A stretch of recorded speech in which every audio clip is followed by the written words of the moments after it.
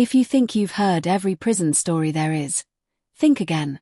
Like the video, subscribe, and leave a comment, because once you step inside this place, there's no easy way out.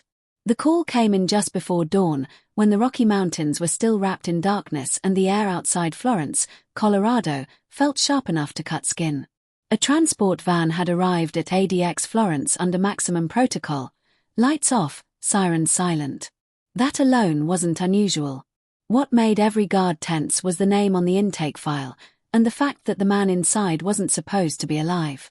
The van rolled through the final steel gate, the one that sealed the prison off from the rest of the world like a lid on a coffin.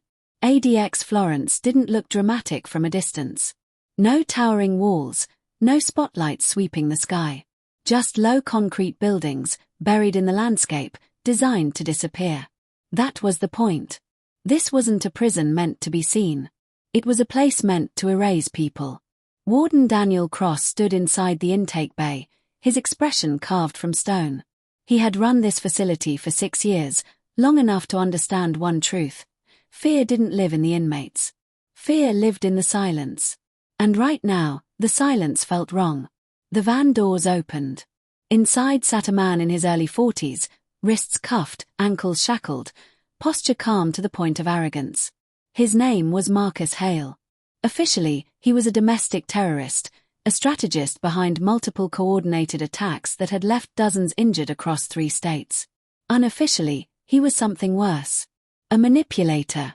A ghost. A man who had already slipped through the system once before. 2 years earlier, Marcus Hale had vanished during a federal transfer. No wreckage. No body.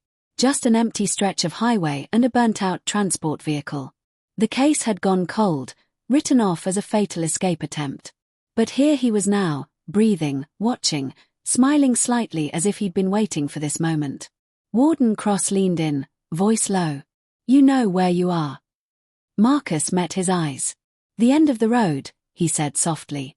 "ADX Florence. The administrative maximum facility. America's toughest prison.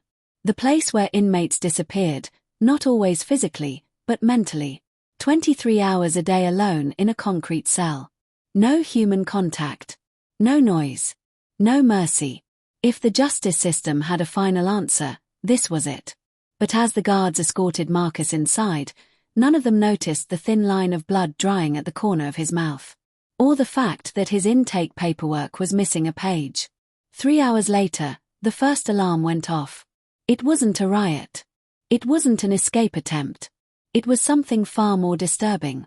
In Cell Block D, a unit reserved for inmates deemed too dangerous to interact with anyone, a man had stopped responding. Inmate Elias Grayson. Convicted assassin. Former military. A man who had survived solitary confinement for over a decade without incident. When guards opened the observation slot, Grayson was sitting upright on his bunk, eyes open, hands resting on his knees. He was dead. No signs of struggle. No visible injuries. No contraband. The medical team pronounced him deceased within minutes, their faces tight with confusion. In a prison designed to control every breath an inmate took, unexplained death was a nightmare scenario. Security footage was reviewed immediately. Nothing. Grayson hadn't moved for 6 hours. No one had entered his cell. No food slot activity. No communication. It was as if life had simply shut off. That was when the investigators were called in. Special Agent Rebecca Sloan arrived by helicopter just after noon. She had built her career on cases that didn't make sense, locked room murders, disappearances with no footprints, crimes that laughed at procedure. ADX Florence was supposed to be immune to that kind of chaos. Walking through its corridors, she felt the weight of the place press against her chest. "People think this place is about punishment," she said quietly as she followed Warden Cross down a narrow hallway. "It's about control." Cross didn't argue. And control just failed. They stood outside Grayson's cell. Rebecca studied the concrete walls, the stainless steel fixtures bolted into place, the bed mold directly from the floor. There was nowhere to hide anything. No shadows. No secrets. Except there were always secrets. The autopsy revealed something even more unsettling. Grayson's cause of death wasn't violence or poisoning. It was neurological shutdown. His brain had essentially stopped communicating with his body. Rare. Sudden. Almost impossible to induce without advanced medical intervention. This wasn't an accident, Rebecca said. And it wasn't random. Her instincts screamed pattern. She requested the intake logs for the past 72 hours. Only one name stood out. Marcus Hale. Transferred into the same block. Same corridor. 2 cells away. When Rebecca reviewed Hale's file, she felt a familiar chill. He wasn't just dangerous. He was patient. Intelligent. Known for orchestrating events without ever being present when they unfolded. Witnesses in his previous case had described him as a man who never touched the knife but always chose where it landed. She requested to speak with him. The interview room was designed to strip away advantage. No edges. No loose objects. Just a steel table bolted to the floor and a thick glass partition. Marcus sat on the other side, hands folded, eyes alert. "You're Special Agent Sloan," he said before she could introduce herself. "I've read about you." "That's impossible," she replied. "You've been off the grid." Marcus smiled. "Nothing is ever truly off the grid." She didn't return the smile. "An inmate died this morning." "I heard," he said. "Silence travels fast in places like this." "You were transferred into his unit last night." "Yes." "Did you speak to him?" Marcus leaned back slightly. "No one speaks in ADX Florence." Rebecca studied his face, searching for cracks. "Then how do you explain what happened?" "I don't," he replied calmly. "I observe." That was the moment she noticed it, the faint scar along his jawline, fresh, as if something had gone wrong during his transfer. Or something had gone right. "You disappeared once," she said. "People died because of it." "People always die," Marcus said. "The question is why." Rebecca ended the interview with more questions than answers. As she walked away, a guard approached her, voice low. "Agent Sloan," he said, "you should see this." In the control room, technicians replayed surveillance footage from the night before. It showed Marcus Hale lying on his bunk, motionless. But at exactly 2:17 a.m., something changed. For less than 1 second, every camera in cell block D flickered. When the feed stabilized, Marcus was still there. Still. Calm. But in that 1-second gap, something had happened. They zoomed in on the frame just before the blackout. On Marcus's cell wall, barely visible, was a small marking scratched into the concrete. A symbol. The same symbol investigators had found years earlier at the scenes of Hale's attacks. A calling card.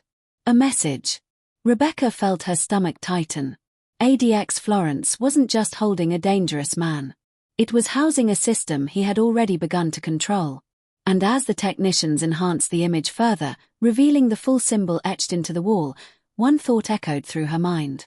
If Marcus Hale could kill inside the most secure prison on Earth without touching his victim, then no one inside ADX Florence was truly safe. But when they ran the timestamp again and realized the symbol hadn't been there during intake inspection, everything changed. Because that meant someone else had put it there. And whoever it was had access they were never supposed to have. The locked basement level beneath cell block D had been sealed for years. But according to the system logs, its door had opened at 2:17 a.m. Just long enough for someone, or something, to move. And when investigators ordered it unlocked for the first time in over a decade, they had no idea what they were about to find waiting in the dark. The basement door opened with a sound like a held breath finally released. Agent Rebecca Sloan stood behind 2 armed officers as the seal broke, a rush of stale air spilling into the corridor. The basement beneath cell block D wasn't on any public map of ADX Florence. Officially, it didn't exist. Unofficially, it was a relic from an earlier era of prison design, abandoned holding rooms, decommissioned monitoring equipment, and infrastructure never meant to be used again. Yet the system logs didn't lie. At 2:17 a.m., the door had unlocked. Inside, the lights flickered on one by one, revealing a narrow concrete hallway stained with time. Dust lay undisturbed across the floor, except for one detail that stopped Rebecca cold. Footprints. Fresh. Partial. As if someone had walked only a few steps before turning back. This is impossible, Warden Cross said, his voice tight. This level hasn't been accessed in years. Rebecca crouched, studying the prints. Not boots. Prison-issued shoes. The kind inmates wore. Inmates don't have access to this level, she said. Which means either someone gave them access, or someone who shouldn't be here already was. They moved deeper. The hallway opened into a room lined with old observation windows, their glass clouded but intact. Inside the room sat a single metal chair bolted to the floor. A coil of outdated wiring snaked across the ceiling, feeding into a console that should have been dead. But it wasn't. A small indicator light glowed red. Power shouldn't be running down here, Cross muttered. Rebecca approached the console. The screen was dark, but a manual switch had been flipped recently. Someone had reactivated it. Pull the logs, she said. A technician connected a portable reader. The data streamed in slowly, incomplete, fragmented. Whatever system had once operated here wasn't designed to be revived. Then a timestamp appeared. 2:16 a.m. 1 minute before the cameras flickered. Rebecca's pulse quickened. What was this room used for? Cross hesitated. Experimental monitoring. Behavioral analysis. Years ago. Experimental how? Let's just say, Cross replied carefully, it didn't survive oversight review. Rebecca straightened. You're telling me this prison once ran experiments on inmates without oversight? I'm telling you, Cross said, that ADX Florence exists because some people were deemed beyond the reach of conventional systems. Rebecca didn't like the sound of that. Back upstairs, Marcus Hale sat alone in his cell, unmoving. From the outside, he looked like every other inmate in ADX Florence, another man swallowed by concrete and silence. But appearances meant nothing here. Rebecca requested a second interview. This time, Marcus was different. His posture was the same, but his eyes were sharper, tracking her movements with interest. You found the basement, he said. Rebecca froze. You shouldn't know that. Marcus smiled faintly. I told you. Silence travels. You didn't answer my question before, she said, sitting down. How does someone die in a locked cell without anyone entering? Marcus leaned forward slightly. You're asking the wrong question. Then give me the right one. How, he said, does a system kill without realizing it's being used? Rebecca studied him. You're saying this prison killed Elias Grayson. I'm saying, Marcus replied, that systems don't forget. They wait. Rebecca slid a photo across the table, the symbol scratched into Marcus's wall. You've used this before. Marcus glanced at it. Symbols are efficient. They compress meaning. This one appears wherever people die around you. Correlation, Marcus said calmly, is not causation.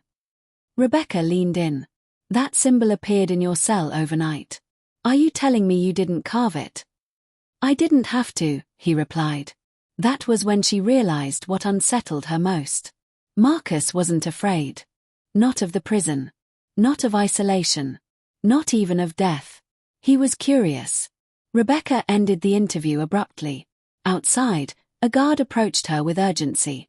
Agent Sloan, we've got another situation. Inmate Thomas Rourke. Former organized crime enforcer. Long history of violence. Like Grayson, he had been stable in solitary for years. They found him alive, but barely. Rourke lay on his bunk, eyes open, breathing shallow, hands trembling uncontrollably. Medical staff rushed him out, their voices sharp with panic. What happened? Rebecca demanded. No signs of trauma, a doctor said. But his neural responses are degrading. How fast? Faster than anything I've ever seen. Rebecca felt the pattern lock into place. 2 inmates. Same block. Same symptoms. And Marcus Hale at the center of it. But when she reviewed surveillance again, the footage showed nothing. No movement. No communication. No breach. Until she slowed it down. At 2:17 a.m., During the camera flicker, a new data stream appeared, just for a fraction of a second. A signal spike. Too brief to notice at normal speed. She called in a cybersecurity specialist. What could cause this? She asked. The specialist frowned. Not a hack. It's more like interference. Something piggybacking on existing infrastructure. From where? The specialist hesitated. From inside. Rebecca thought of the basement. The old monitoring equipment. Systems never fully dismantled. What if someone reactivated something that was never meant to run again? She asked. Then, the specialist said slowly, you wouldn't just be dealing with a prisoner. You'd be dealing with a network. That night, Rebecca couldn't sleep. ADX Florence was designed to isolate men completely. No contact. No coordination. No influence. And yet, influence was exactly what she was seeing. She returned to the basement alone, flashlight cutting through the darkness. The air felt heavier now, as if the walls themselves were listening. She noticed something she'd missed earlier. On the back of the metal chair, carved deep enough to survive years of neglect, was the same symbol. Older. Worn. This symbol hadn't started with Marcus Hale. It predated him. Her radio crackled. Agent Sloan, you need to get back to the control room. Now. When she arrived, the atmosphere had shifted from tension to fear. Another inmate had collapsed. This time, it was someone unexpected. A corrections officer. Officer Lena Park. 20-year veteran. No disciplinary issues. No health problems. She'd been found unconscious in a restricted corridor near cell block D. Rebecca's heart sank. How? No idea, a medic said. Same neurological signs as the inmates. Rebecca turned slowly toward the monitors. If this is spreading, she said, it's not about prisoners anymore. She ordered a full lockdown. Marcus Hale remained in his cell, watching the ceiling. When the lockdown announcement echoed through the block, he closed his eyes, almost peacefully. Rebecca stormed back to the interview room, fury sharpening her voice. You're not just influencing inmates. You're affecting staff. Marcus opened his eyes. I warned you. You said systems don't forget, she snapped. What does that mean? It means, Marcus replied softly, that ADX Florence was designed to break minds. It just never learned how to stop. Rebecca stared at him. You reactivated something in that basement. I reminded it, he said. Reminded it of what? Of its purpose. Rebecca felt a chill crawl up her spine. And what purpose is that? Marcus leaned closer to the glass. To isolate threats, he said. And eventually, to decide what a threat is. Before Rebecca could respond, alarms blared across the facility. Red lights flashed. Screens filled with error messages. The system was locking down sections on its own. Doors sealed. Corridors closed. Control panels stopped responding. Warden Cross's voice crackled over the intercom, strained with panic. We've lost partial control of the facility. Manual overrides aren't responding. Rebecca looked at Marcus. You're doing this, she said. Marcus's expression darkened, not with guilt, but with something like regret. I'm not doing anything, he replied. I'm just here to watch. As the prison descended into controlled chaos, Rebecca realized the horrifying truth. ADX Florence wasn't just a place where inmates disappeared. It was a machine. And someone had turned it back on. When the lights flickered again, longer this time, a new message appeared on the main control screen. One that no human had typed. Threat identified. Containment in progress. And beneath it, a list of names began to populate. Inmates. Staff. Including hers. Rebecca Sloan stared at the screen as her name locked into place among the others. The list scrolled slowly, methodically, as if the system were thinking. Inmates first. Staff second. Roles, access levels, proximity to cell block D. The prison wasn't malfunctioning, it was prioritizing. Shut it down, Rebecca said, her voice steady despite the surge of adrenaline. Cut power to the entire facility. Warden Cross shook his head. We already tried. Backup generators are isolated. Whatever's running this is sealed behind protocols we don't have authority to override. Rebecca understood the implication immediately. ADX Florence had been built with contingencies for riots, escapes, even natural disasters. But this was something else. A closed-loop system designed to function even if the humans inside it failed. Who approved this? She demanded. Cross hesitated. No one alive. The truth settled like lead in her chest. This wasn't Marcus Hale's creation. It was older, buried under decades of classified decisions and institutional fear. Marcus hadn't built the machine, he'd simply found the switch. Across the prison, doors slammed shut as corridors sealed themselves. Officers were trapped where they stood, separated from one another by reinforced steel. Inmates remained locked in their cells, unaware that the system no longer distinguished between guard and prisoner. Rebecca rushed back to the interview room. Marcus Hale sat calmly, hands folded, watching her approach as if he'd been expecting her. "You said you were here to watch," she said. "Watch what?" Marcus exhaled slowly. "Consequences. You reactivated a system that's hurting people." "No," he replied. "I exposed a system that already was." Rebecca leaned in, lowering her voice. "You knew this would happen." "I knew it could," Marcus said. "But you're wrong about one thing." "What's that?" "I didn't turn it on," he said. "It never turned off." Rebecca felt the weight of that statement. "Then why now?" "Because for the first time," Marcus said, "someone like me was put inside it." Rebecca stepped back. "You wanted this." "I wanted the truth," Marcus said. "And so did you." The lights dimmed, then stabilized. A new alert appeared on the screen behind the glass. Containment failure. Escalation required. Rebecca's radio crackled. "Agent Sloan, Officer Park is convulsing. Medical can't reach her, doors are sealed." Rebecca closed her eyes briefly. Then she made a decision. "Open Marcus Hale's cell," she said. Cross stared at her. "Are you insane?" "He's the only one who understands this system," she replied. "And right now, it sees him as an asset." Marcus tilted his head, intrigued. Minutes later, under armed escort and with every override protocol engaged, Marcus Hale stepped out of his cell for the first time since arriving at ADX Florence. The corridors felt different with him walking through them. Heavier, charged. As they moved toward the control core, sensors flickered, doors unlocked, pathways cleared. "It recognizes you," Rebecca said. Marcus nodded. "It always did." They reached the central control hub, a room few people even knew existed. Screens lined the walls, each one streaming data from different sections of the prison. At the center stood a console older than the rest, its interface stark and utilitarian. "This is where it decides," Marcus said. Rebecca scanned the data. "It's using behavioral models.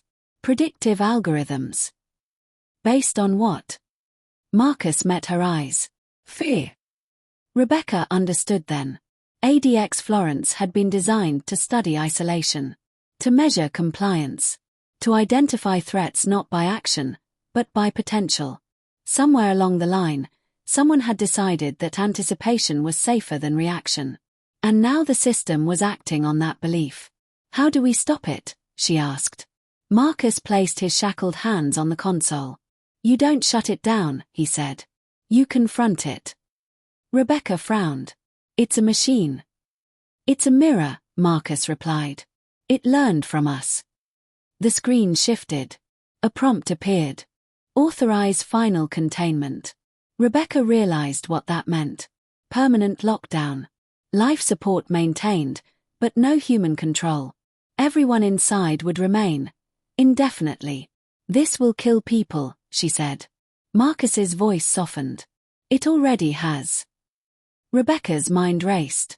If the system defined threats by potential, then the only way to stop it was to change the definition. She accessed the manual input layer, buried deep, nearly forgotten. A relic safeguard. "What are you doing?" Cross asked over the radio. "Teaching it something new," Rebecca replied. She entered a command. Threat reclassification. Human override required. The system paused. For the first time since the alarms began, nothing happened. Then the screens flickered. The list of names froze. One by one, they vanished. Doors began unlocking. Lights stabilized. Medical teams reached Officer Park just in time. Across the prison, the machine stood down. Marcus removed his hands from the console.